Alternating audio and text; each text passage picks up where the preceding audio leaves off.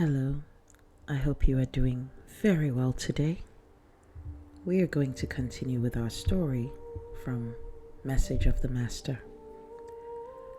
When the voyage ends, the friend gives the master his complimentary card and asks for the master's in return. The master responds, "I have no card, I have no name, I have no address. I am like the wind. I come from nowhere and I go everywhere. As for my name, just call me friend." So he leaves the master and heads home, excited to try out all the things he has learned from the master. In addition, the master has warned him to keep his newly acquired knowledge a secret, because telling people before he has become proficient in wielding the new power will only weaken his own goals and delay their accomplishment. That's important to know. This is where he ends his story of meeting the master aboard the ship back to New York. And our hero is now super excited and wants to go and see this master right away. But his friend tells him that unfortunately, he's no longer aware of the master's whereabouts, as they have not spoken since they parted at the end of the voyage.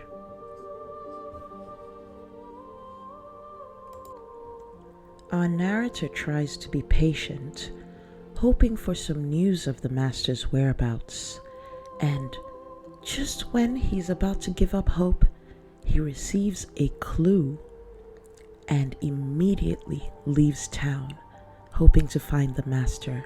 He has to travel to a very distant city. When he arrives there, he asks at the hotel and is told that the man he is describing has checked out. In fact, that he checked out only that morning, and so he's no longer there. Our hero searches the town all day long to no avail, but now he is determined not to give up until he has met the master, no matter how long it takes. Finally, he returns back exhausted to the same hotel, and he's so unhappy. He sits in the hotel lobby all night long, just hoping for a sign. At some point in the early hours of the morning, he may have dozed off, but he feels a light tap on his shoulder, and someone in the kindest, calmest voice asks him, "Are you looking for me?" He knows instantly that he has found the master. They sit, they talk for a bit, and the master takes a liking to him. Therefore, he agrees to meet him the following morning and give him some lessons. Now we get into the lessons from the master. A master is one who has learned to master circumstances and situations in life. In learning to use universal principles, there are some who make a huge amount of progress in a short time, while there are others who proceed more gradually. The difference between the two is related to how much intensity is employed. You need to want what you want with great fervor and intensity. No great things are accomplished in the consciousness of personality. That is impossible, for personality is limiting. That's a direct quote. Meaning, have an open mind and suspend your normal way of thinking. Those who think they know everything will learn nothing, and those who approach a subject with doubt and resistance will learn very little. However, those who take up any subject with an open mind, willing to learn anything that will contribute to their advancement, comfort, and happiness, are wise. I think this is the reason why sometimes a lot of us have to get to rock bottom before we can find our way up, because sometimes we're not yet at that level of intensity until everything, and I mean everything, has gone wrong, right? And that's what this is saying. If you can make yourself feel intensely that life should be better for you, regardless of where you currently are, then you will begin to see the evidence and inspiration of how you can achieve the life that you are looking for. Your mind is like a house which has been cluttered with lots of unnecessary furniture and useless knickknacks. Everything is disorganized, and it is impossible to think straight in that condition. It's mental illness. We often think of mental illness as, things that are diagnosable, that require medication, etc. But not thinking the truth of who you really are, or not knowing the truth of who you really are, and not operating from the real truth that is you, is a form of mental illness. I got that from the amazing Sister Jenna. It's absolutely true.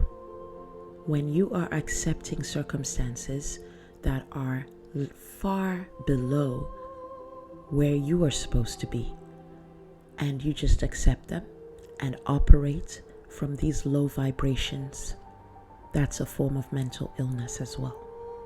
So it's time to Marie Kondo your mind. Declutter it. Only keep what sparks joy. Marie Kondo's method doesn't just work for your actual physical home environment. It works for everything. Your mind, your relationships, your work, balance. But it all begins with an earnest desire to know the truth and to begin to live from the truth that is actually you. Mind equals universal intelligence, and it is contained in every living thing from the tiniest cell to the largest creatures. Mind holds images. Any picture firmly held in mind is bound to come into being. However, there needs to be no conflicting desires and no distractions. The power within you is greater than any external condition, but you have to lean in and focus, avoid the distractions, and don't have any conflicts or doubts. This is how much you need to want it. And this is why a lot of people believe that they are not able to manifest. I will be starting a seminar very soon all about manifestation, and I will disseminate that information when the time comes. But it is because we have fallen into methods of mental laziness. You cannot be lazy if you want to change your life. And it's not about going out every day to do things. It's not about the physical. It's not necessarily about waking up early, although all of these are good things. But it's mental. You have to get out of the mental laziness and begin to know how to truly strive for what you want mentally, okay? I have to keep repeating that so we're on the same page. And when you make a choice, a lot of times you have to continue choosing that good life. You have to choose it every day, because it doesn't just happen overnight. Sometimes it does. You will definitely see signs. Some things will happen overnight, but the full picture that you're carrying, it takes time for that to come into being. So make that choice and continue to make it. I love you. I will see you on the next one.